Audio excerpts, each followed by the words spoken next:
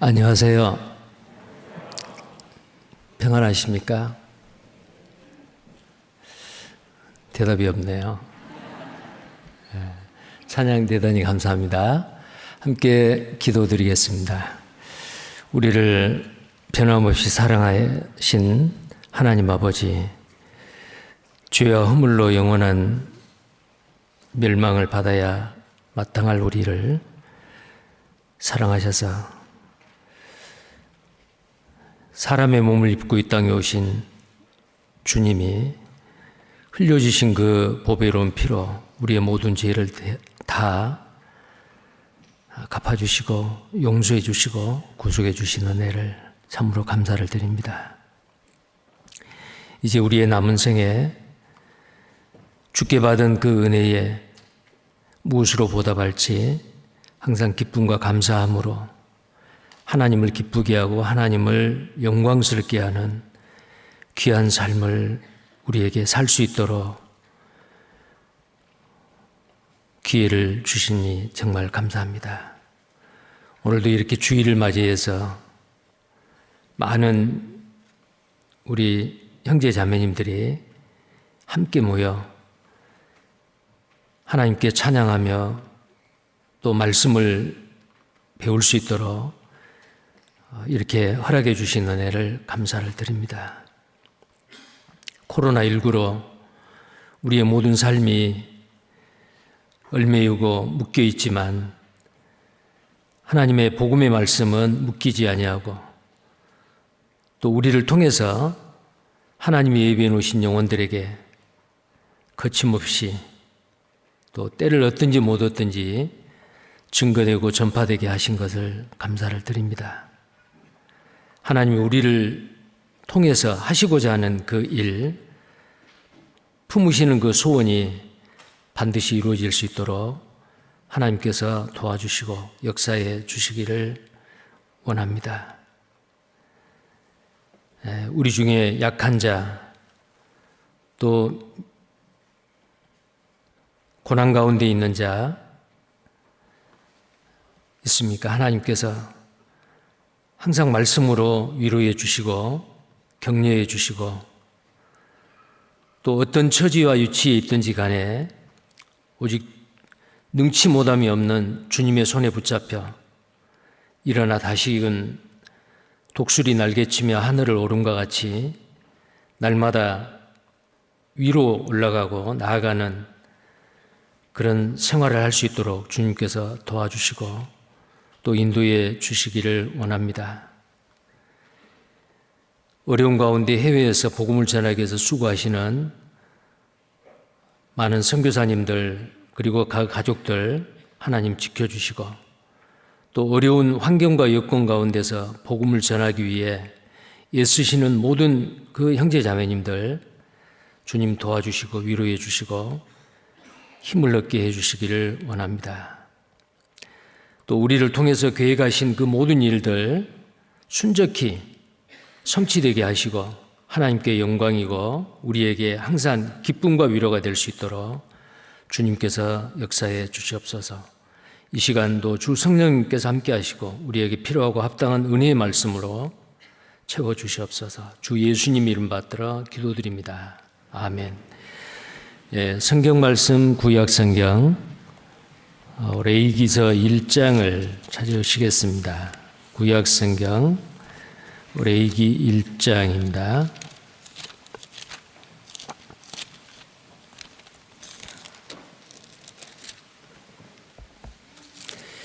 1장 1절부터 몇 절을 찾아서 읽겠습니다. 1장 1절부터 제가 읽겠습니다.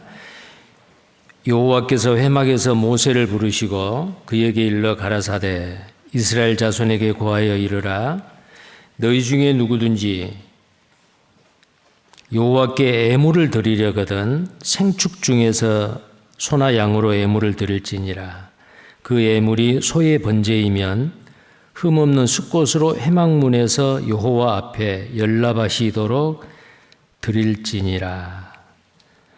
자, 그 다음에 9절을 봅니다.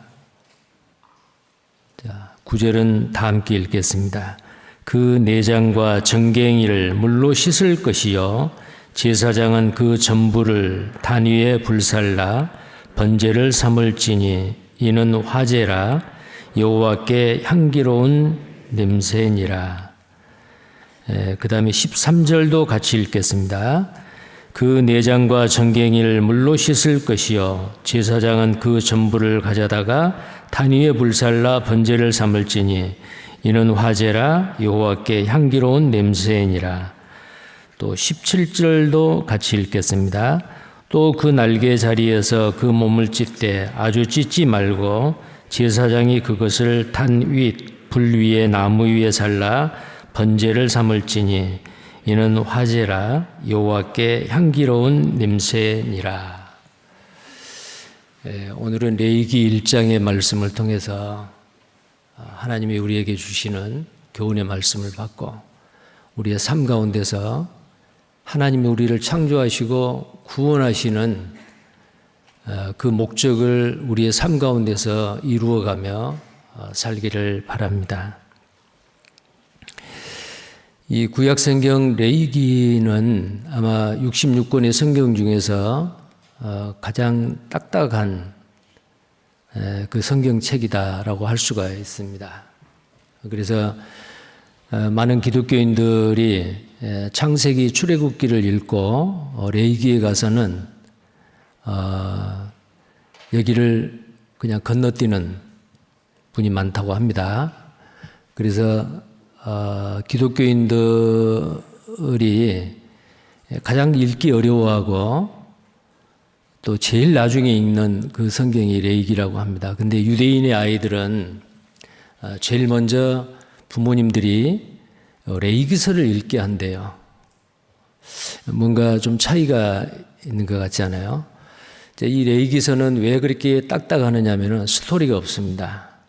딱 스토리가 딱 두 군데가 있는데 아론의 큰아들 그 다음 아들 나답과 아비후가 하나님이 정해놓으신 불이 아닌 다른 불을 가져다가 들이다가 죽임을 당했습니다. 그 사건이 있지요. 그리고 단지파 여자의 한 아들이 있었는데 그 남편은 에집트 사람이었습니다. 하나님의 이름을 모독을 했습니다. 모세는 하나님께 물었습니다. 하나님의 이름을 모독하고 망령되게 하는 이 사람 어떻게 할까요? 돌로 쳐 죽여라. 이 두 가지 사건 스토리 말고는 거의 스토리가 아니고 많은 제사법 그 다음에 이스라엘 사람들이 하나님과 교제하기 위해서 그 정해놓으신 그 정결법 그 다음에 국가적으로는 이스라엘 백성들이 하나님이 정해놓으신 그 여호와의 절기를 지켜야 될까. 그러니까 거의 대부분이 하나의 제사, 의식 이런 그 법이 나와 있습니다. 그렇기 때문에 상당히 좀 난해하고 구원받은 그리스도인도 이 레위기서를 읽으면 너무 딱딱하고 힘들어서 그냥 이렇게 민수기로 건너뛰는 이런 경우도 있습니다. 그런데 정말 이 레위기가 우리가 이해하기 어려운 난해한 성경책일까? 아닙니다. 이 출애굽기에 이어서 하나님은 이스라엘 백성들을 출애굽에서 구속하고 그 하나님의 백성들을 이제 홍해바다를 건너서 광야에서 구원받은 그리스도인의 그 삶의 그림자로서 광야에서 그 많은 고난을 받게 하시는데요. 자, 이 고난 가운데서도 하나님을 섬기고 사귀는 그 일을 이 성막과 제사법을 통해서 이스라엘 백성에게 알려준 겁니다. 6월절 어린 양의 피로써 구원함을 받은 이스라엘 백성, 오늘날 구원받은 그리스도인의 모형과 그림자이죠. 그들이 광야와 같은 이 세상에서 어떻게 하나님과 함께 동행하며 살아가느냐, 이제 그것을 말해주는 게 이 레위기서거든요. 그래서 구원받은 그리스도인은 반드시 레위기서에서 말하는 그 하나님의 말씀의 교훈을 우리의 삶 가운데서 실천하고 순종하고 살아야 됩니다. 자, 그래서 앞으로 얼마간이 될지 모르겠지만 이 레위기서에서 말씀하시는 이 교훈을 좀 계속해서 배우도록 그렇게 하도록 하겠습니다. 먼저 레위기 1장 1절을 보시면은요, 여호와께서 회막에서 모세에게 부르시고 그에게 일러 가라사대. 이 여호와께서 회막에서 모세를 부르셨다. 그리고 그에게 일러 가라사대. 자, 이 말이 원어에는 제일 먼저 뭐냐면은 그리고 그를 불렀다라는 그런 뜻인 와이카라입니다. 자, 그래서 히브리 말의 레위기서는 레위기서가 아니고 와이카라예요. 그리고 그를 불렀다. 하나님께서 모세를 지금 여기에 있는 1절에 있는 말씀과 같이 여러 번 부르셨죠. 호렙산 떨기나무 불꽃 가운데서 부르실 때는 아주 공의의 하나님, 무서운 하나님으로 부르셨어요. 그래서 하나님의 영광이 임재하는 그 떨기나무 가운데서는 하나님이 모세에게 네가 선 땅은 거룩하니 네 발에 신을 벗으라. 그리고 에집트에 내려가서 고통당하는 내 백성 이스라엘 백성들을 구원해내라. 그러면 그들이 누가 나를 보냈는지, 정말 지금 나타나시는 그 하나님이 누구십니까? 나는 스스로 있는 자다. 자, 여호와 하나님을 모세에게 계시를 했습니다. 불 가운데서 나타났습니다. 그리고 이제 출애굽을 해서 시내산에 갔습니다. 자, 시내산에 모세를 불러 올렸습니다. 십계명을 줍니다. 그 다음에 광야에서 하나님이 이스라엘 백성과 함께 거하기 위해서 성막의 제도를 지시해 주십니다. 그 성막은 바로 예수 그리스도의 모습이죠.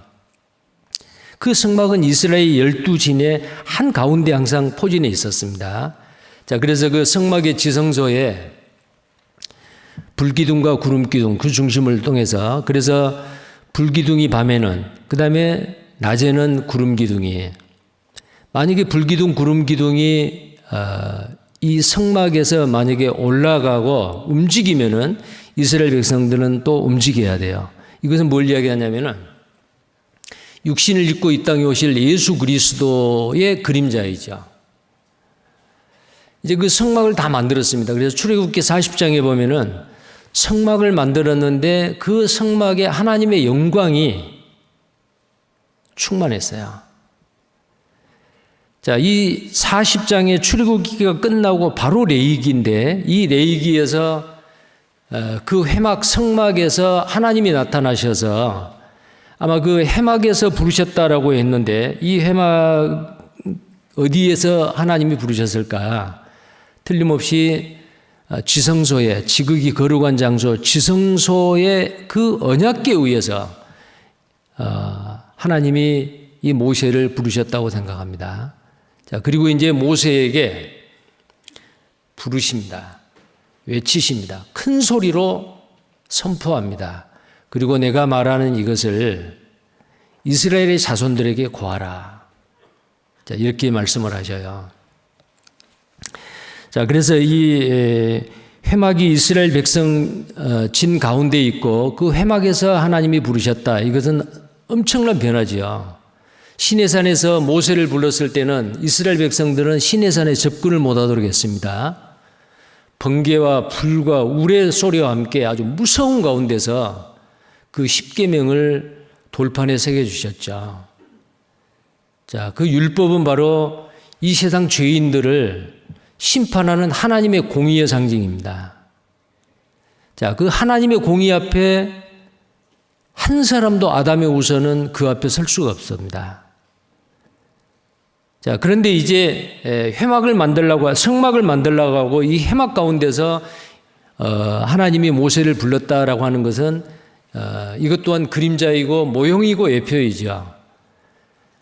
요한복음 1장 14절에 예수님께서 육신을 입고 말씀이 육신이 되어 이 땅에 오셔서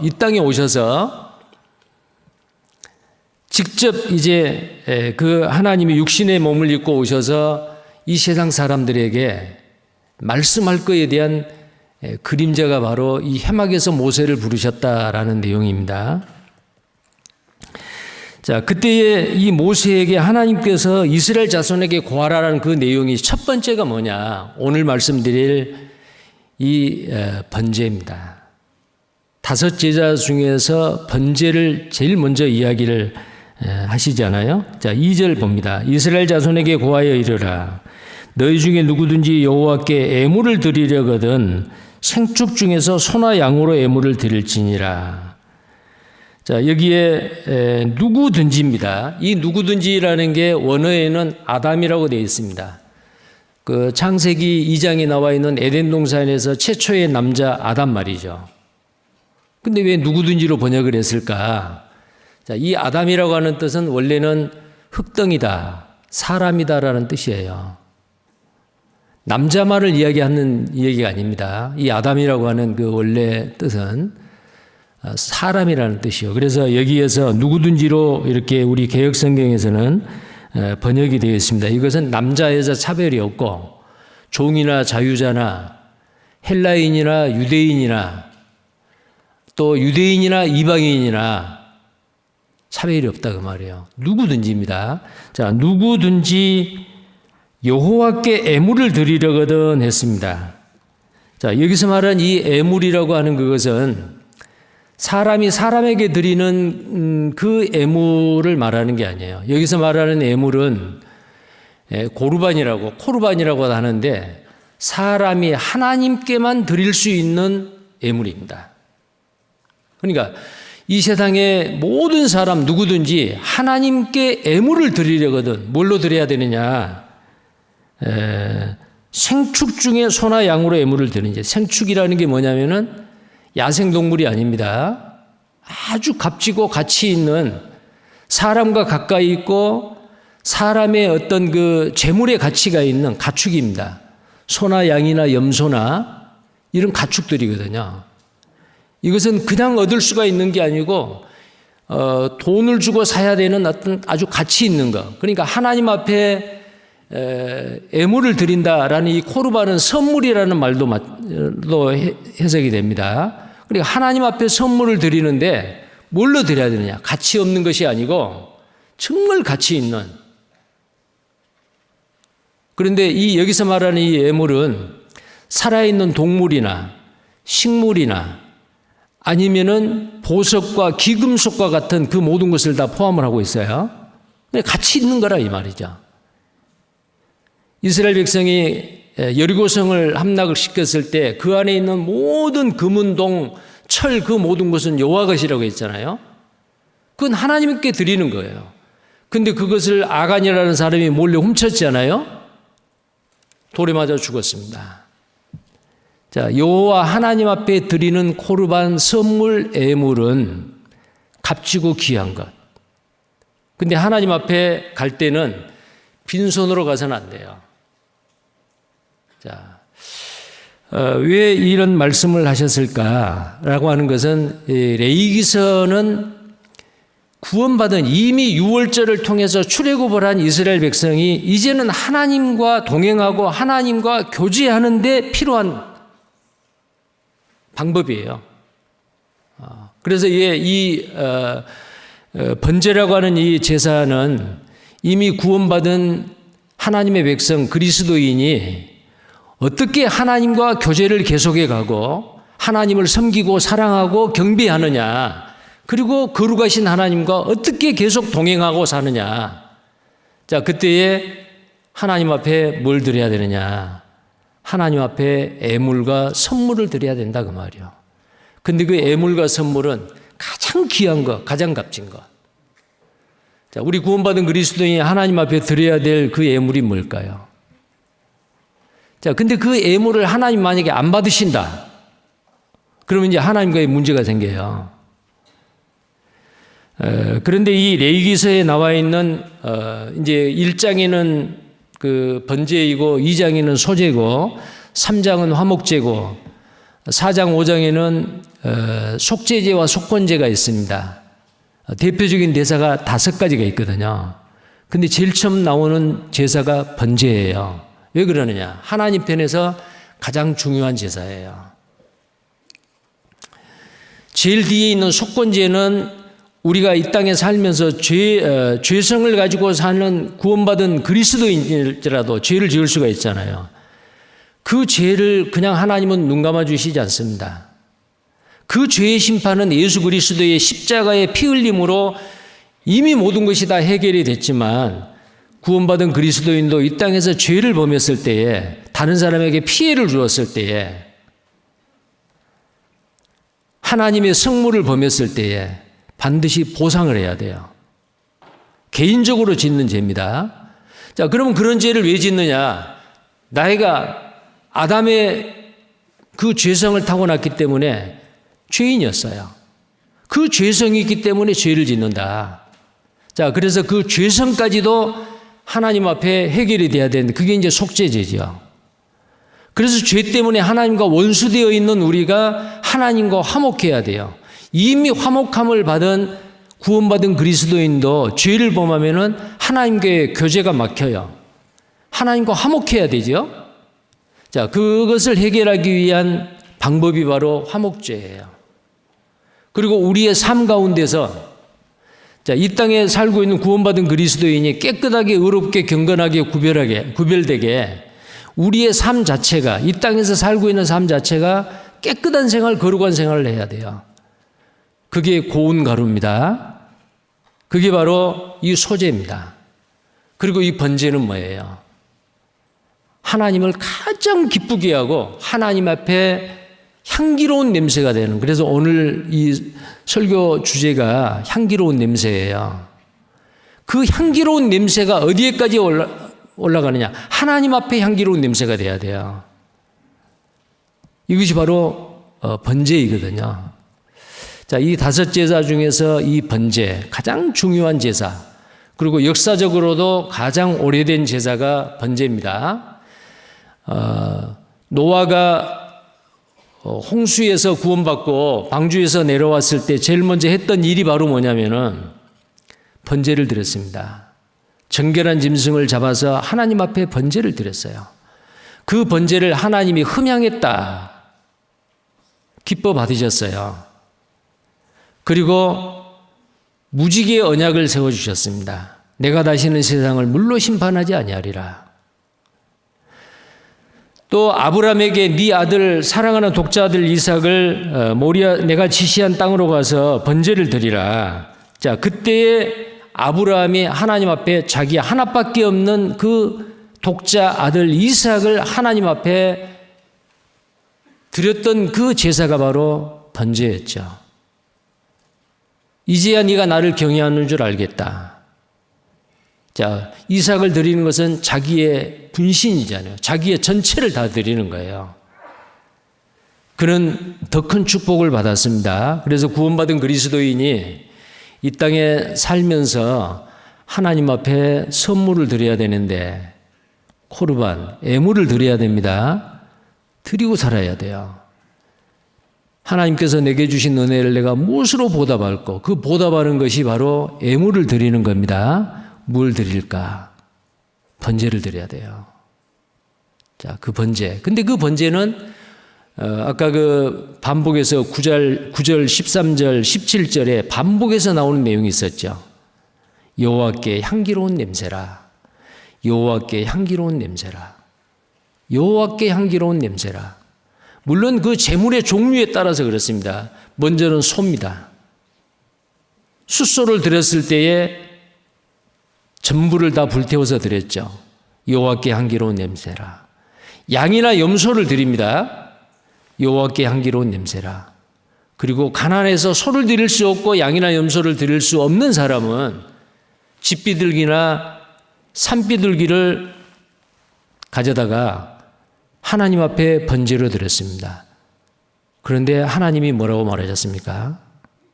여호와께 향기로운 냄새라. 소나 양이나 염소나 비둘기도 그 제물이 크고 작은 거에 상관없이 그 예물을 하나님 앞에 드리는 그 예배자, 제사자에게 하나님이 그 제사자가 드리는 그 예물을 크고 작은 거에 구애 없이 기쁨으로 받았다. 그리고 이 번제에서 아주 우리가 눈여겨볼 수 있는 단어가 열납이라는 단어입니다. 자, 열납이라고 하는 것은 하나님이 받았다라는 뜻이고요. 자, 열이라고 하는 것은 기쁜 열자지요. 기쁨으로 하나님께서 제사자가 드리는 그 예물을, 선물을 기쁨으로 받았다. 기쁨으로 받았다 그랬어요. 열납했다. 자, 내가 구원받고 나서 주님 올 때까지 이 땅에 살면서 하나님의 은혜에 보답하며 살며 하나님 앞에 드리는 그것이 정말 하나님께 열납이 되는 건가? 하나님 앞에 아주 고약한 냄새가 아니고 향기로운 냄새일까? 자, 우리는 우리의 삶 가운데서 그것을 매번 점검하고 하나님이 기뻐 받으시는 열납하는 제물, 열납하는 애물을 드려야 되고 또 하나님에게 올라가서 그 냄새가 고약한 냄새가 아니고 향기로운 냄새가 될 수 있도록 우리의 삶을 돌아보고 실제로 이 번제를 우리의 삶 가운데서 드리고 사는 하나님의 귀한 백성들이 되었으면 좋겠다라는 생각이 듭니다. 자, 그런데 여기에 이제 아까 말씀드린 대로 그 애물의 종류가, 번제의 애물의 종류가 세 종류가 있어요. 먼저는 소입니다. 숫소예요. 그리고 순염소나 순양이에요. 그리고 비둘기예요. 세 종류지요, 크게는. 양, 염소까지 합하면 네 종류가 되는데 크게 세 종류를 여기에 나열을 해놨어요. 자, 왜 그랬을까? 똑같은 예물이 아니고 예를 들어서 속죄제 같은 경우는 염소를 드리라고 돼 있어요. 물론 또 다른 그 제물을 드릴 수도 있지만, 근데 이 번제에서는 그 제물의 등급이 달라요. 달라도 하나님 앞에 하나님은 받으실 때 기쁨으로 열납했고 향기로운 냄새가 됐습니다. 이것은 뭘 이야기하느냐면은 구원받은 그리스도인이 이제 우리의 남은 생애를 하나님 앞에 뭔가 선물을 드리고 애물을 드려야 돼요. 자, 근데 그 애물을 드리는데 하나님은 없는 것을 받지 아니하시고 있는 것을 받는다고 했어요.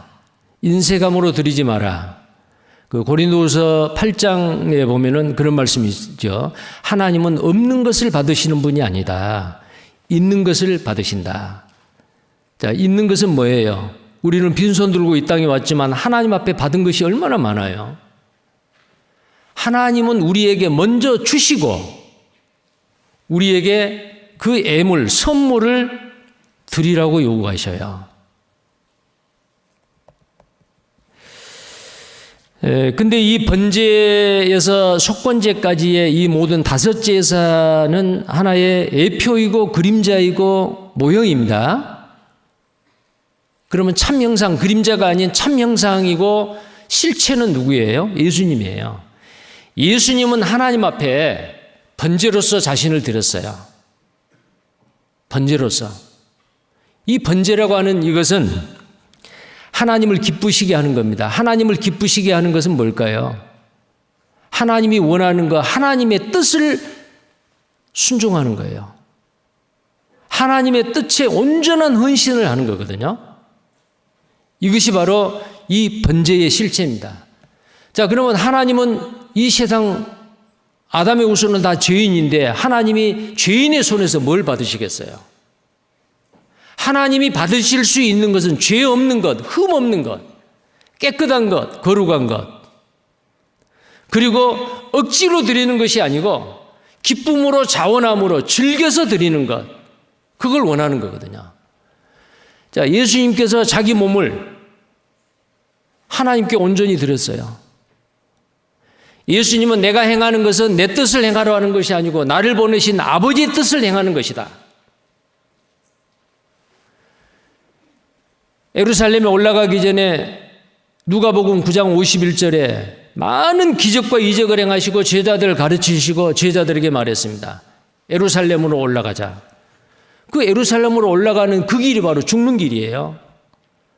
내가 예루살렘에 가서 대제사장과 장로들에게 붙잡혀서 고난을 받고 3일 만에 내가 장사한 지 3일 만에 내가 다시 부활하리라, 살아나리라. 제자들은 이해를 못했어요. 예루살렘으로 올라가자라는 건 죽으러 가자 그 말이거든요. 예수님은 다 하셨습니다.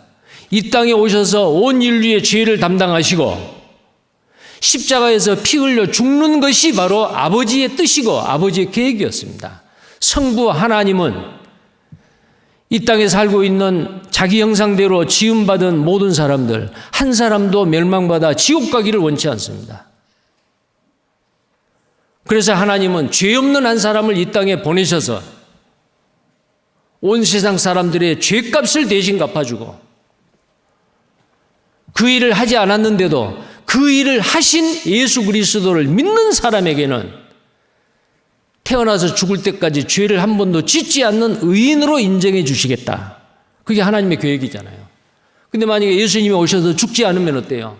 하나님의 그 엄청난 사랑의 계획이 되어 있다 할지라도 실제로 몸을 입고 이 땅에 오시지 아니하고 몸을 입고 오셨더라도 죽지 않았다면은 우리의 죄는 그대로 남겨져 있습니다.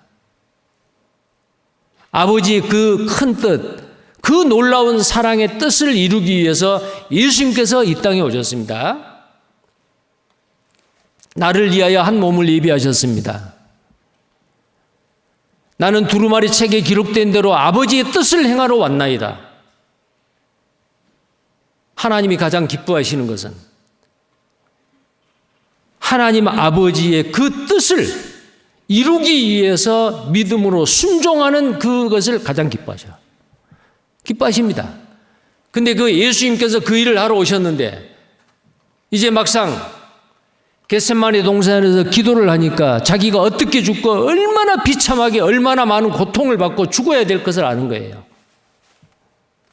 예수님이 이렇게 기도하셨습니다. 겟세마네 동산에서 아버지여 할 수 있거든 이 잔을 내게서 지나가게 없소서. 딱 그렇게 기도를 했어요. 자, 그것은 잠시 동안 육신을 입고 오신 예수님께서 채찍에 맞고 십자가에 산채로 못이 박히고 빨가벗겨서 온갖 그 십자가를 쳐다보는 사람들의 멸시와 조롱을 받고 6시간 동안 십자가에 발가벗긴 채로 매달려서 받을 그 고통을 생각하니까 너무나도 몸서리 쳐지고 끔찍한 거예요. 아버지, 내가 그 고난의 잔을 마시지 않고라도 이 세상 사람들을 구원할 수 있는 일이 있다면 이 잔을 내게서 지나가게 하옵소서. 근데 그 기도를 불과 몇 초 만에 정정을 하셨잖아요. 아버지요, 내 원대로 내 뜻대로 마옵시고 아버지의 원대로 아버지의 뜻대로 하옵소서. 그 아버지의 뜻이 뭐예요? 십자가에 죽는 겁니다. 예수님을 체포하러 왔던 군인들, 예수님은 12형 더 되는 천사를 불러가지고 그들을 다 죽일 수도 있었어요. 그 권세를 쓰지 않았습니다. 십자가에 매달렸습니다. 예수님은 전능하신 하나님이십니다. 십자가에서 아무리 못이 박혔어도 훌쩍 뛰어내려서 거기 있는 로마 군병들 다 멸하고 유선적인 유대인 종교가들 거기서 다 멸할 수도 있어요.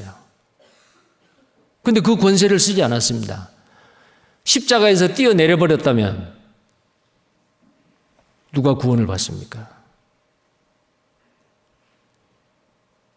그때의 그 육체의 고통과 아픔보다도 예수님은 아버지 하나님, 성부, 성자, 성령의 하나님이 곧 한 분이시는데 그 아버지 하나님에게 외면당할 것, 버려질 것, 아마 육체의 고통보다도 그 심령의 고통이 더했을 겁니다.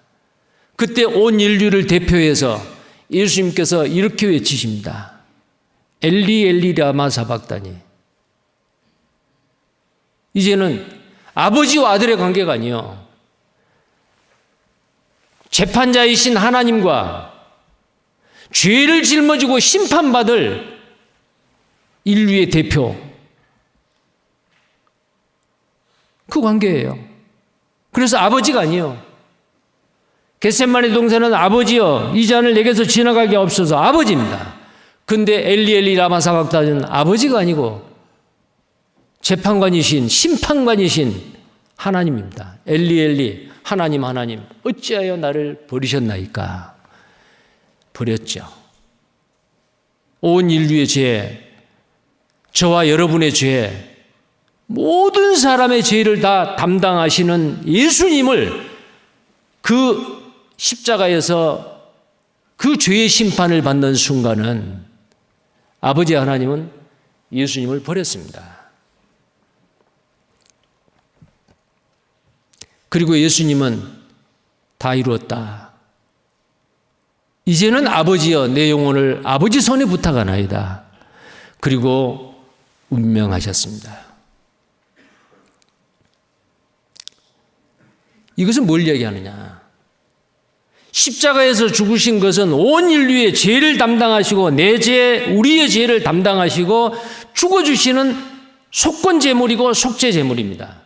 그런데 그보다도 더 앞서서 예수님이 이 땅에 오신 것은 그 아버지의 놀라운 인류를 향한 사랑의 계획을 실천하시기 위해서 오신 거예요. 그래서 에베소서 5장 2절에는 그것이 하나님을 기쁘게 한 거예요. 인류의 죄 때문에 죄를 짊어지고 계시는 그 예수님, 하나님은 외면했습니다. 왜? 죄 때문에 그래요. 죄는 기뻐할 수가 없어요. 그래서 속죄제나 속건제에는 죄 때문에 염소가 죽고 양이 죽고 동물이 죽지 않아요. 그때는 속건제, 속죄제에는 하나님께서 모세에게 이스라엘 백성에게 고하라는 그 말씀에 연락했단 말이 없어요. 향기로운 냄새다 그런 말이 없어요. 왜? 죄 때문에요. 근데 번제에서는 연락하셨다. 향기로운 냄새다. 왜 그럴까요? 번제로서 십자가에서 아버지의 뜻을 기쁨으로 자원하는 마음으로 순종하며 행하는 예수님은 아버지 하나님을 기쁘게 하는 번제였습니다. 자, 예수님이 이 땅에 오셔서 행하셨던 그 모든 것은 우리로 하여금 그 자취를 따라오게 하려 함이고 우리에게 본을 보여 너희도 이같이 하라라고 하는 본이잖아요. 그러면 예수님이 하나님의 뜻을 행하고 순종하고 온전한 헌신을 하셨던 그 번제는 이제 구원받은 그리스도인에게 당신도 너희도 예수님이 번제로 하나님의 뜻을 온전히 이루기 위해서 전부를 완전히 바쳤듯이 너도 가장 소중한 거, 가장 귀한 거, 가치 있는 거 번제로 드리라. 자, 예수님이 먼저 그런 번제의 본을 보이신 겁니다. 에베소서 5장입니다. 에베소서 5장.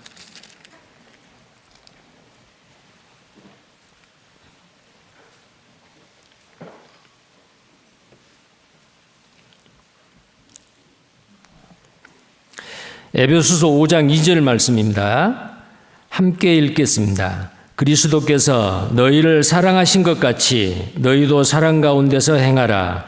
그는 우리를 위하여 자신을 버리사 향기로운 제물과 생축으로 하나님께 드리셨느니라. 자, 여기 보면은 그리스도 예수님께서는, 우리 주님은 그는 우리를 위하여 자신을 버렸다. 자, 우리를 위하는 것은 아버지의 뜻이고 계획이잖아요. 그런데 우리를 위하는 것보다도 먼저는 성부 하나님 아버지의 뜻을 순종하기 위해서 자기를 온전한 번제로 드리는 거예요. 그래서 하나님 앞에 그게 향기로운 제물이 된 거예요. 죄와 관계된 희생 제물에는 절대로 향기롭다, 기뻐 받았다라는 단어가 없어요. 하나님의 뜻을 온전히 순종하고 자기를 온전한 번제로서 드린 그것이 하나님을 기쁘게 했지만은 그 결과는 우리에게는 어때요? 우리에게는 우리를 구속하시고 우리의 죄값을 다 갚아주신 결과를 낳게 된 거예요. 자, 우리가 구원받는 거 하나님이 가장 기뻐하시잖아요. 그 일을 예수님이 하시는 거예요. 자, 그러면은 예수님이 온전한 번제로서 하나님 아버지께 향기로운 제물이 되고 향기로운 냄새가 됐다. 이것은 우리에게 본을 보인 겁니다. 구원받지 않는 이 세상 사람들, 종교인들은 번제를 드릴 자격도 없어요. 어떻게 하나님을 기쁘게 해요?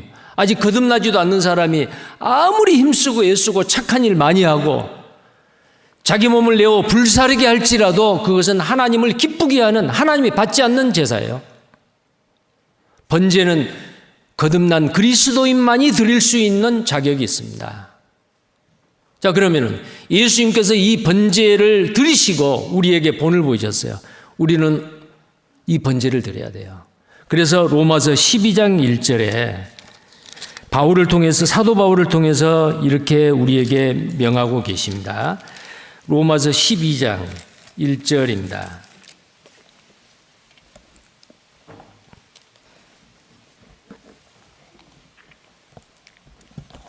로마서 12장 1절입니다.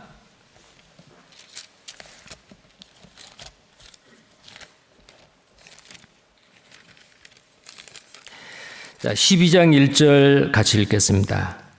그러므로 형제들아, 내가 하나님의 모든 자비하심으로 너희를 권하노니 너희 몸을 하나님이 기뻐하시는 거룩한 산 제사로 드리라. 이는 너희의 드릴 영적 예배니라. 자, 구원받은 그리스도인에게 가장 소중하고 가치 있는 게 뭐겠어요? 재물, 시간, 재능, 나의 생명, 이것은 전부 다 나에 관계된 거고 내가 이 땅에 살아있음으로 인해서 나를 통해서 나온 부산물들이죠. 시간이나 돈이나 재능이나 내 생명까지도 말입니다. 가장 가치 있는 건 뭐예요? 구원받은 그리스도인의 이 자신이요. 근데 이 번제는 생축으로 반드시 안수하고 잡아야 돼요. 잡는다 그 말은 뭐 음식을 해먹기 위해서 잡는다라 했을 때 그 단어가 달라요. 이것은 잡아가지고 하나님 앞에 드릴 때만 해당되는 그 단어예요. 그러면 하나님 앞에 드리려면 어떻게 해야 돼요? 생축으로 살아있는 게 돼야 돼요. 나를 잡아서 하나님 앞에 드리는 거예요. 내 몸을 하나님이 기뻐하시는 거룩한 산제사로 드리라. 너희에 드릴 영적 예배니라.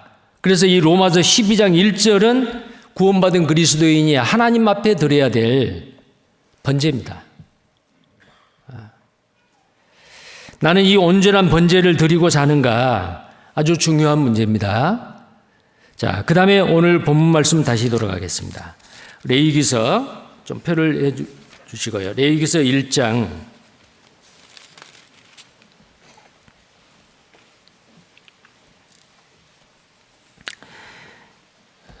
1장 아까 2절을 보았죠. 2절 다시 봅니다.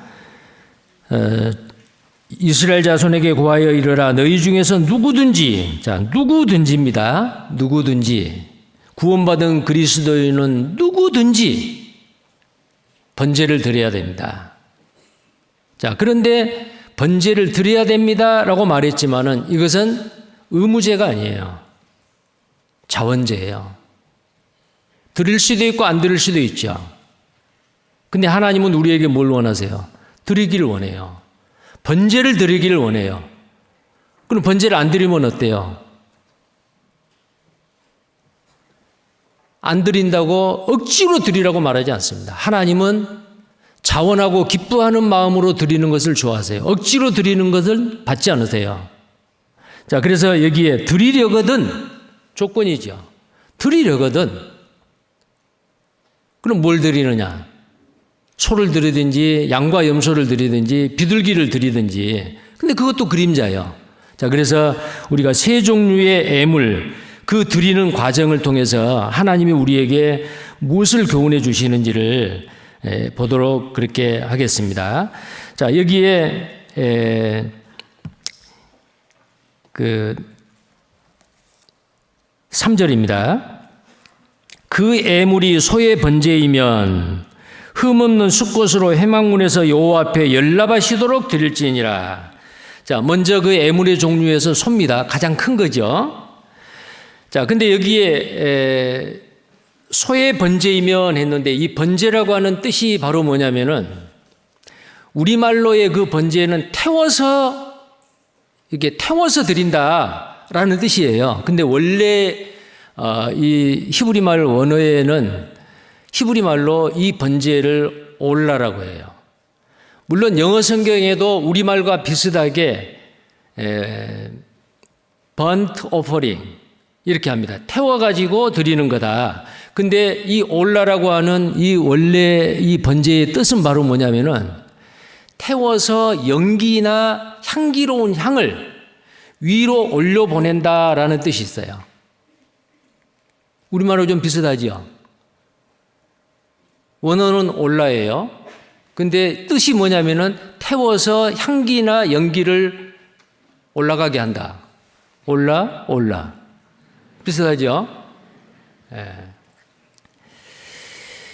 자, 근데 이것을 태울 때는 부분적으로 기름만 태우는 것이 아니고, 뭐 앞다리, 뒷다리, 머리만 태우는 게 아니고, 머리끝부터 발끝까지 가죽은 벗겨서 제사장에게 주고, 나머지는 전부 다 내장까지 물로 씻고, 정갱이도 물로 씻고, 머리끝부터 발끝까지 온전히 각을 떠다서 번제단 위에 나무 위에 올려서 하나도 남김없이 다 태워서 올리는 거예요. 그래서 이 번제는 온전한 헌신의 그림자입니다. 온전한 헌신이요. 구원받은 그리스도인이 나는 이제 죽을 목숨이었는데 지옥 갈 운명이었는데 하나님이 나를 사랑하셔서 구원해 주셨습니다. 나는 천국 가게 됐습니다. 얼마나 좋은지요. 내 인생은 이제 다시 시작됐습니다. 내가 사람으로 태어나기 잘했습니다. 이제 기쁨으로 감사함으로 남은 생에 하나님의 자녀로서 살아가죠. 그런데 그 모든 것은 주님이 주셨습니다. 이제 주님께 나는 나의 모든 것은 내 소유가 아니고 모든 것이 주님의 소유입니다. 나의 모든 것 주님의 것입니다. 주님께 그 모든 그 소유권을 주님께 이양하는 그 사람이 바로 번제의 삶을 사는 사람이란 말이에요. 내 삶을 주님 앞에 드리는데 내 것 다 챙기고 거기에서 좀 여유가 있으면은 남는 것 주님 앞에 생색을 낸다. 아니에요. 내 몸까지도 온전히 번제로서 주님 앞에 드리는데 내 몸을 통해서 나오는 그 부산문들 그걸 왜 못 드리겠어요? 저의 인생은 온전히 주님 것입니다. 이제는 내가 나의 주인이 아닙니다. 내 속에 주님이 계십니다.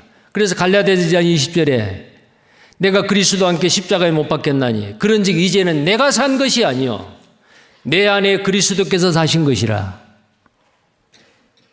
내 인생의 주인은 내가 아니다 그 말이요. 그래서 나의 영광, 나의 유익, 내 체면, 내 자존심을 위해서가 아니고 내 삶을 통해서 주님이 욕을 먹고 주님의 그 거룩하신 이름에 망령되이 일컬어진다든지 주님께 욕이 되고 수치가 된다면은 나의 명예고 나의 모든 것을 다 포기하고 버릴 수 있는 그 삶의 자세가 번제로서 드려지는 삶의 모습이다 그 말이에요. 그 삶을 예수님이 그렇게 본을 보여주셨어요. 그때에 하나님께서는 그 예수님의 번제를 기뻐 받으신 거예요. 열납하셨다. 향기로운 냄새다. 자, 그 일을 하러 오신 예수님을 요단강에서 침례를 받으실 때 아버지 하나님은, 그리고 변화산에서 아버지의 음성이 제자들에게 들렸죠. 아마 그 음성을 침례 요한도 들었을 거고, 변화산에서의 그 음성은 야고보와 요한과 베드로가 들었어요. 하늘에서 음성이 있어가 이는 내 사랑하는 아들이요 내 기뻐하는 자라. 왜 아버지 하나님이 아들 하나님 예수 그리스도를 기뻐합니까? 기쁜 일을 하는 거예요. 아버지 뜻에 절대 복종하고 이 땅에서의 33년의 그 모든 생애는 자기는 없고 온전히 아버지의 뜻을 위해서 아버지께 통째로 바쳐지는 삶, 그 삶을 사실 예수 그리스도에 대해서 아버지는 기뻐하셨습니다. 사랑하는 자요 내 기뻐하는 아들이라. 자, 그래서 우리의 삶도 정말 예수님이 번제로 드려서 하나님을 기쁘게 하고 하나님이 기뻐 받으시고 향기로운 냄새가 됐듯이, 자, 우리도 또한 그런 삶을 살아야 된다라는 겁니다. 자, 3절 봅니다. 그 예물이 소의 번제이면 흠 없는 숫것으로 회막문에서 여호와 앞에 연락하시도록 드릴지니라. 여기에 양이나 염소나 소나 그 모든 가축에 가치 있는 그 예물은, 하나님 앞에 드리는 선물은 흠이 없어야 됩니다. 흠이 없는 것은 정결하다, 죄가 없다, 그런 말이죠. 근데 구약시대에 하나님을 경홀히 여기고 저는 것, 눈먼 것, 병든 것을 제물로서 선물로서 하나님 앞에 드린 때가 있었어요. 말라기서 때지요. 눈먼 것, 병든 것, 저는 것을 너의 총독에게 드려봐라. 간합하겠느냐? 기뻐 받으시겠느냐 그 말이요. 사람도 기뻐 안 받는데 흠없는 거룩하신 하나님께서 흠이 있는 그 제물을 하나님 앞에 드렸을 때에 그거 받으시겠느냐? 축복이 아니고 저주하십니다. 그렇다면 우리 구원받은 그리스도인은 어때요? 하나님 앞에 드릴 때에 만약에 하나님 앞에 내가 무엇을 드려요? 드릴 때 그게 흠 있는 것을 드렸다. 예를 들어서 복음을 위해서 하나님 앞에 내 시간을 드리는데 가장 정신이 총명하고 그 다음에 활동하기 좋고 피곤치 아니하고 모든 피곤이 풀리고 왕성하게 일할 수 있는, 할 수 있는 그 시간과 때는 세상적인 것에 다 써버리고 피곤하고 지친 몸을 끌고 와서 주님께 봉사하기 위해서 한다. 그건 흠 없는 것이 아니죠. 흠 있는 거예요. 가장 우리가 맑은 정신으로 하나님 앞에 하나님과 교제할 수 있는 시간이 아침에 일어나서죠. 전날 피곤한 그 몸을 충분히 7시간, 8시간 수면으로서 휴식을 취하고 아침에 일어나면은 아주 몸도 컨디션의 상태가 좋지요. 그때 제일 먼저 뭘 해야 돼요? 성경을 펴고 경건하게 기도하고 하나님께서 주시는 그 말씀의 교훈을 마음판에 새기고 그리고 일터에 나가고 그래야 되지 않겠어요? 그리고 월요일부터 금요일까지 일하고 토요일날 주일날 대부분의 직장이 쉬잖아요. 자, 그러면은 주일만큼은 세상적인 모든 일을 딱 손을 놓고 오늘 이 주일은 바로 로드데이입니다. 주님의 날이요. 왜 주님의 날이라고 하죠? 아마 다른 종교를 믿는 분이라든지 이 성경을 배척하는 사람들은 주일이라는 이 말을 굉장히 싫어할 거예요. 주일이 뭐예요? 주일은 주님의 날이라는 뜻이요. 왜 주님의 날입니까? 주일날 새벽에 죽어서 장사 지낸 바 되었던 우리의 주님이 부활하셨습니다. 만약에 일주일로 따지면은 오늘 말이요. 오늘 새벽에 예수님이 부활하셨어요. 그러니까 52주 동안 1년 그 52주도 주님이 부활하신 그 날을 일주일에 한 날이라도 우리가 생각을 하고 나를 구원해 주시고 부활하시고 나를 의롭다 하시는 그 주님을 기념하고 그 주님의 날에는 육신적인 일을 일단 스톱하고 하나님을 기쁘게 하는 일, 형제 자매님들 섬기는 일, 영적인 양식을 얻어먹는 일, 하나님을 경외하는 일, 찬양하는 일, 그 일을 위해서 귀하게 써야 안 될까요? 얼마나 좋은 시간이에요. 내 재능도 마찬가지요. 하나님이 귀한 달란트를 주셨습니다.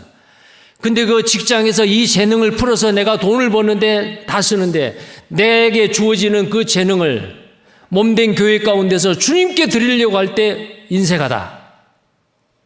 그게 번제가 되겠어요? 흠 없는 애물이 아니고 흠이 있지 않아요.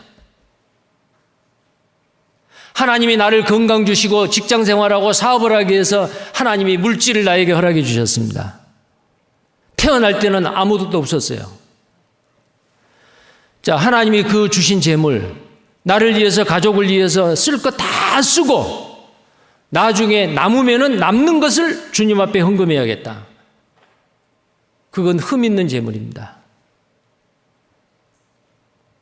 우리가 물질을 얻는데도 세상의 윤리와 도덕과 법을 어기지 아니하고 정정당당하게 땀 흘리고 수고해서 불의한 방법이 아니고 정직한 방법으로 얻는 재물,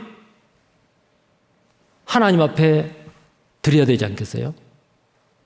남을 속이고 불의한 방법으로 재물을 얻어서 그것을 헌금을 했다. 하나님이 기뻐 받으실까요? 아니죠. 구약에는 그런 말이 있잖아요. 창기에 버는 돈을 하나님이 받지 않으신다 그랬어요. 죄를 지으면서까지 벌어들인 돈을 하나님 앞에 제물로 드린다? 애물로 선물로 드린다? 하나님은 없어서가 아니에요. 하나님은 만유의 주제이시기 때문에 가장 부유하신 분이고 모든 것이 하나님의 것이요. 없어가지고 하나님이 우리에게 손 벌리는 게 아니에요. 우리의 마음을 원하는 거예요. 너의 자신을 원한다. 나는 너를 위해서 죽기까지 했고 정말 네가 나를 경외하고 사랑하는지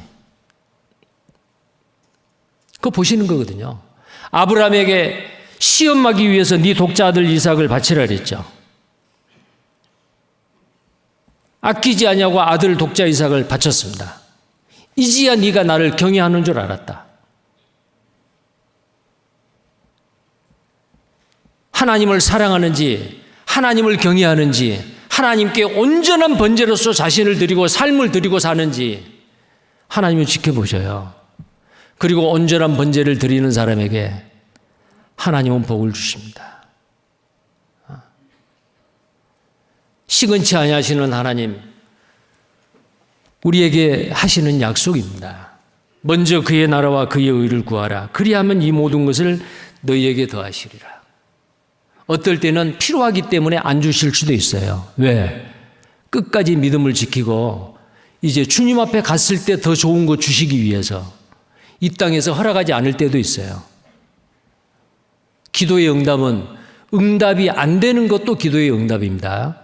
하나님은 다 아셔요. 나는 이거 필요합니다. 주세요 그랬는데 안 주셔요.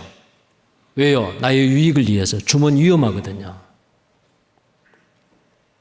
그래서 우리는 범사에 감사할 수 있습니다. 부하거나 가난하거나 건강하거나 병약하거나 하나님이 나에게 필요하기 때문에 이런 조건과 환경을 나에게 주신 거예요.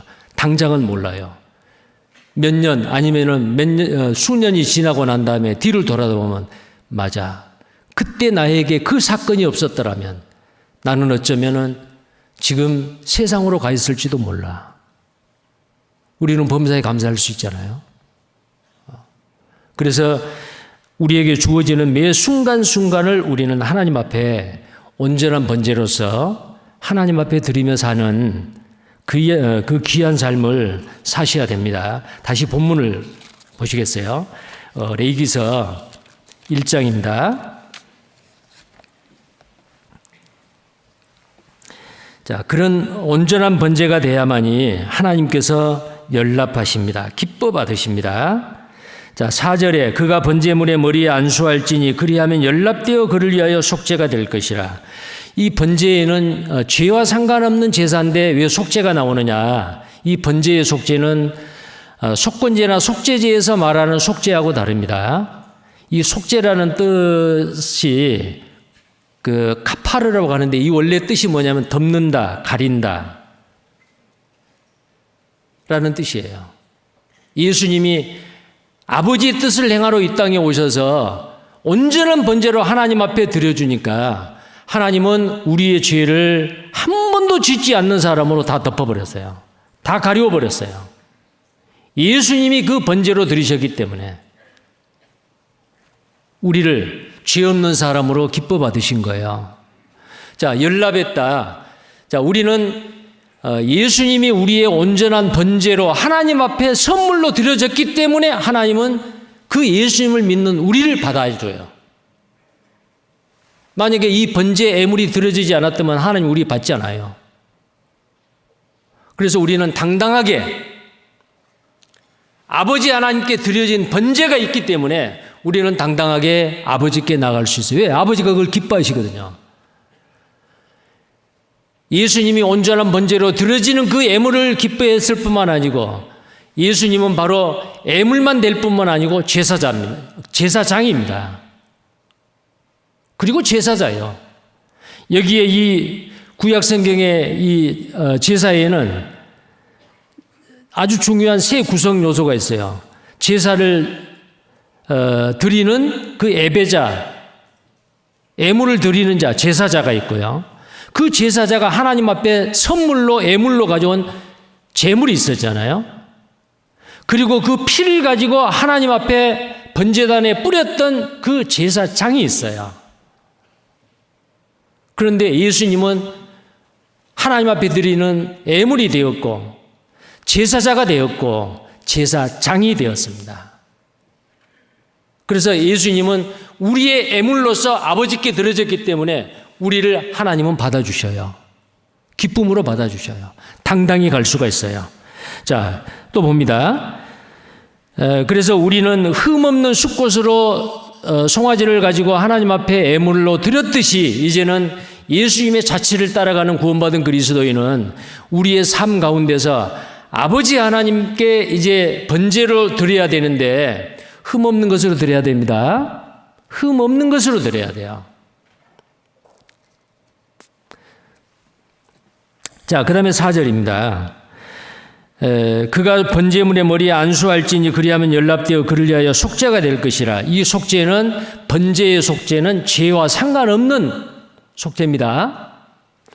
자, 그 다음에 5절에 그는 여호와 앞에서 그 수송아지를 잡을 것이요 아론의 자손 제사장들은 그 피를 가져다가 회막문 앞 단 사면에 뿌릴 것이며. 자, 이 번제물은 생축으로 하는데 송아지는 반드시 제사자가 애물을 가져오는 자, 애물을 하나님 앞에 드리는 자가 안수하고 잡아야 돼요. 이제 안수한다 그 말은 무슨 말이에요? 두 가지 의미가 있습니다. 안수한다라는 것은 머리를 짓누르는 거예요. 송아지의 뿔 사이 그 머리를 아주 힘있게 눌러요. 이건 뭐냐면은 동일시입니다. 애물을 가져와서 하나님 앞에 드리는 제사자하고 하나님 앞에 드리는 이 애물하고 일체가 된다 그 말이에요. 동일시요. 그러면 이 애물을, 흠없는 애물을 하나님 앞에 잡아서 피 흘려서 번제단 위에서 다 태워서 냄새나게 위로 올렸어요. 하나님이 기뻐 받으셨어요. 그러면은 안수했던 그 제사자하고 그 애물하고 일체가 된 거예요. 그러면 애물을 받았다라고 하는 것은 하나님께서 그 예물을 하나님 앞에 드리는 그 제사자, 예물을 가져오는 자, 예배하는 자, 오늘날 우리 구원받은 그리스도인을 받으셨다는 뜻이에요.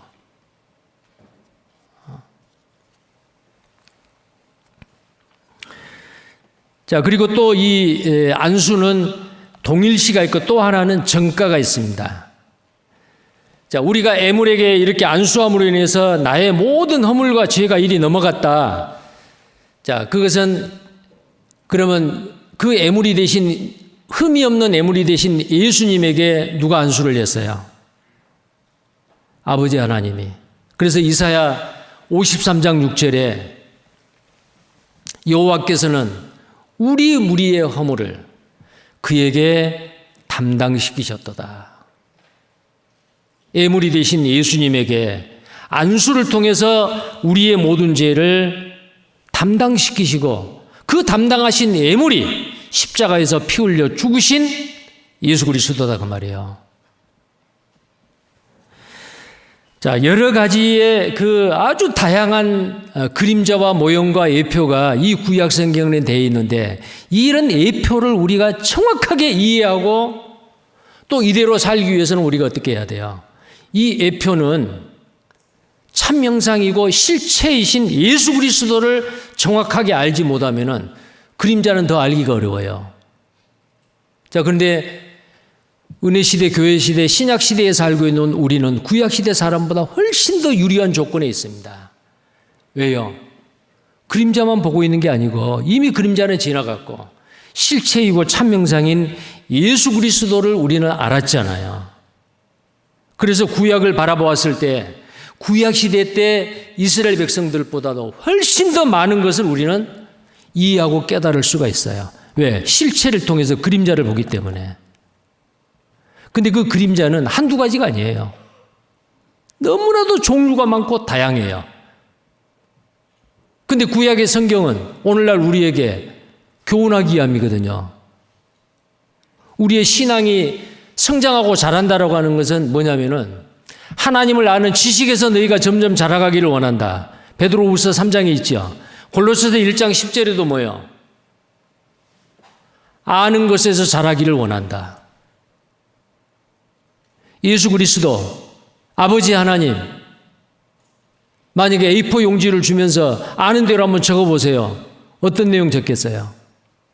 예수님은 육신을 입고 이 땅에 오셔서 나를 대신해서 십자가에서 피 흘려 죽으신 나의 대속주입니다. 그리고 이제는 나의 주님입니다. 그런데 이 구약의 많은 예표와 모형과 그림자를 통해서 예수 그리스도가 이 땅에 오셔서 나를 위해서 무슨 일을 하셨는지 구체적으로 이 그림자를 통해서 더 세부적인 사항을 알 수 있다 그 말이에요. 우리는 아는 것만큼 행하게 돼 있습니다. 자, 그래서 앞으로 이 레위기서에 나와 있는 많은 예표와 그림자를 통해서 예수 그리스도를 우리 주님을 더 많이 알아가고 예수님이 그림자로서 우리에게 예시해 주시는 그것을 우리의 삶 가운데서 그 자취를 따라가고 본을 보여주시던 대로 우리가 행함으로 인해서 하나님 앞에 영광을 드리고 우리를 창조하시고 구원하신 하나님의 목적.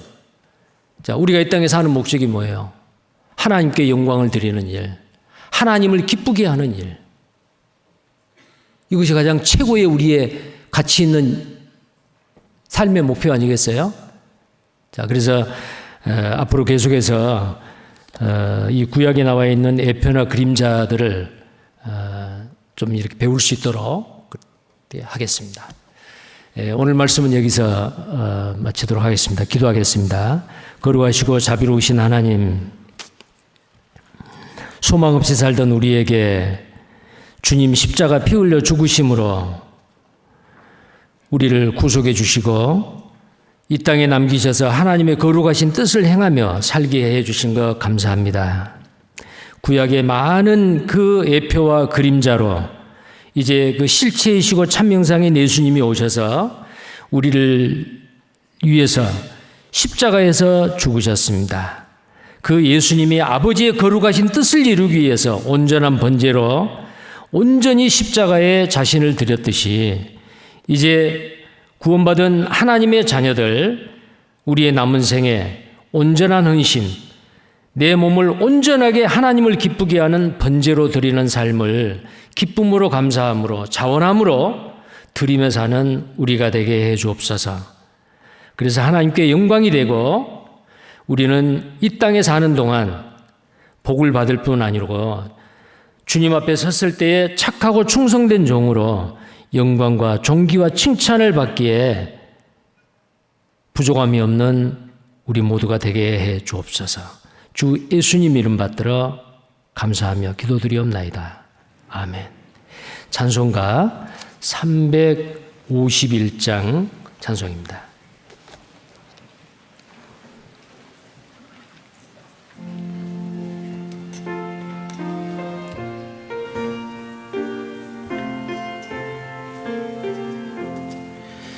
날 대속하신 예수께 내 생명 모두 드리니 늘 진실하게 하소서.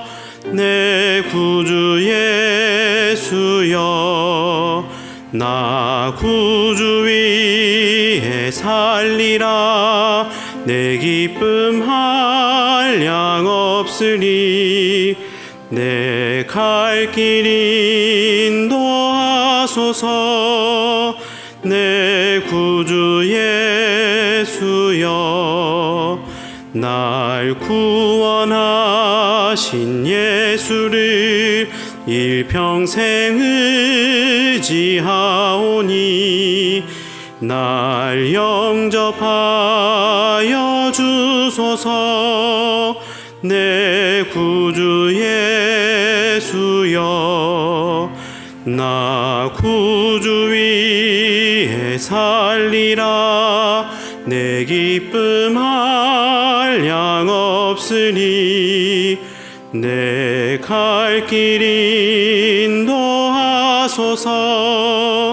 내 구주 예수여, 주 십자가에 달리사 날 자유하게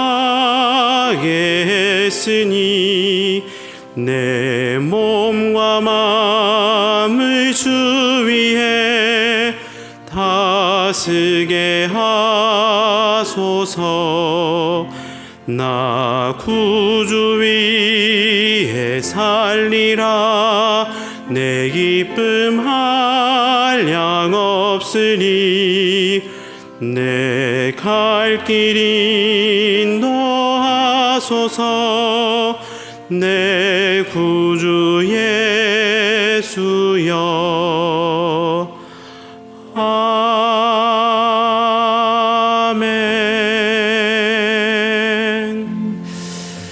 네, 봉사회장님 광고 해주시기 전에 새로 세워지는 전도인 인사가 있겠습니다. 박건희 전도사님 그리고 자매님 나오시기 바랍니다. 이번 10월 30일자로 광주교회 전도사님으로 부임 발령이 됐습니다. 우리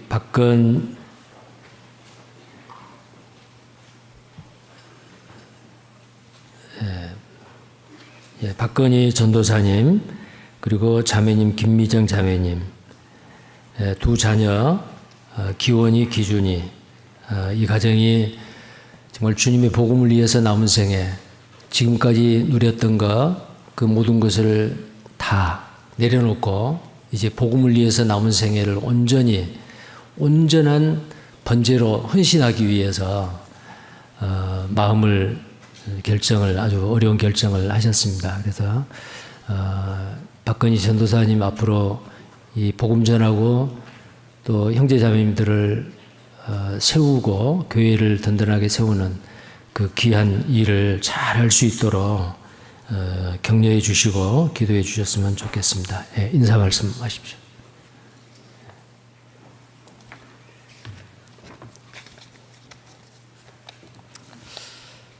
안녕하십니까. 93년 11월 2일 구원받은 박건희입니다. 겸손하고 당당하게 이 길을 완주할 수 있도록 성도님들의 기도 부탁드립니다. 감사합니다.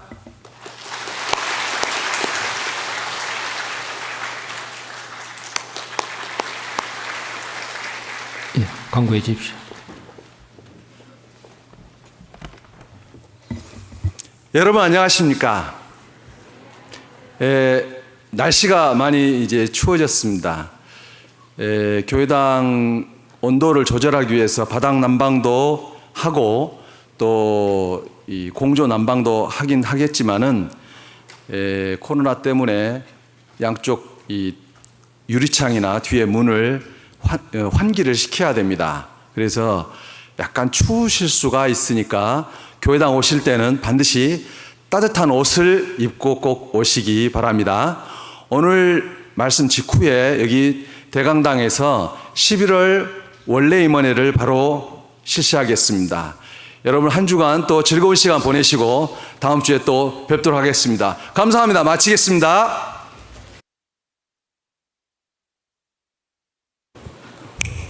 임원들께서는 가급적이면 1층으로 내려와 주시고 가까이 앉아 주시기 바랍니다.